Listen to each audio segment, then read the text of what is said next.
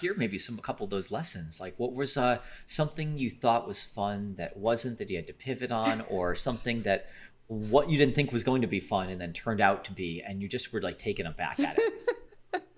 Kelly, do you want to take this one? I think user testing with kids is like the funniest thing in the world.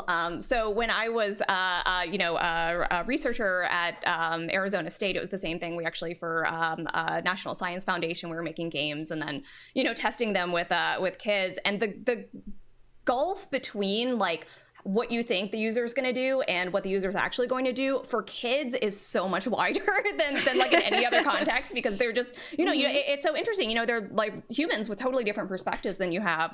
So, we've been finding the kids really love just kind of exploring and like moving around, right? Like Kevin saw that last night where, they just, there's a lot of little completionists where they're like, I just have to go to every space and like see what's happening, which we were, have sort of a goal-oriented game. So it's interesting to think about that and think about, it was also validating for directions we're moving for some of our designs where it's a little more open, a little more exploratory. It's like, okay, kids do like this. Awesome.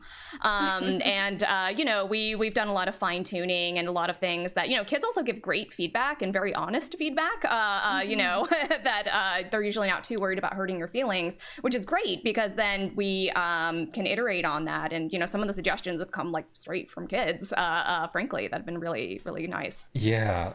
One of the sort of specific points was from our first play test.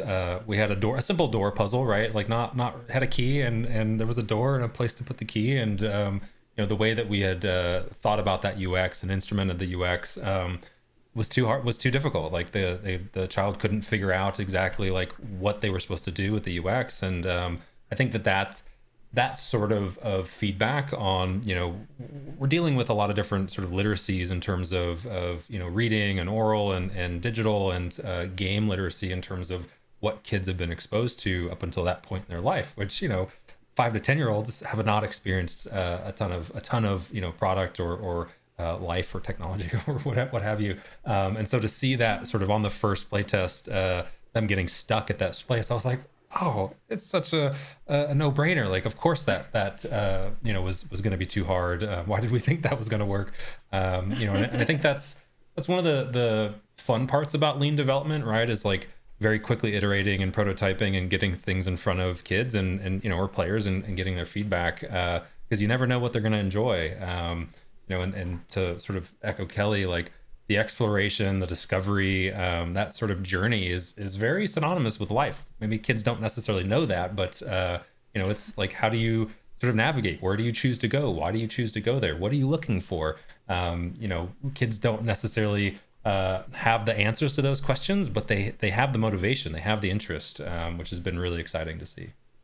Kelly, did you want to talk about the energy energy mechanic at all?